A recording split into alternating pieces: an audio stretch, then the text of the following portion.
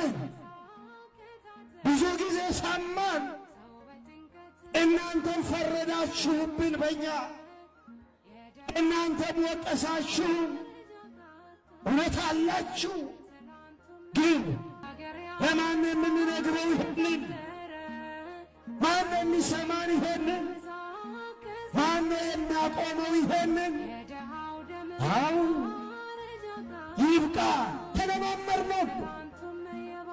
ስንት ሰው ሲያልቅ፣ ስንቶቻችን ስናልቅ ነው የሚቆመው? ቢበቃ። ሕዝባችን እረፍት ይፈልጋል፣ ሰላም ይፈልጋል፣ ነፃነት ይፈልጋል። ማየት ሰለቸን፣ በቃን። ደም መፍሰስ ሰለቸን፣ ይበቃል። ሀገሪቷ እረፍት ያስፈልጋታል። ሕዝቡ እረፍት ያስፈልገዋል። ስለኛ ደም ፈሰሰ እኮ፣ በሱቁ ስለኛ ተፈወስን እኮ። ሌላ ደም አያስፈልግም። ሌላ ደም በግፍ ሊፈስ አይገባም።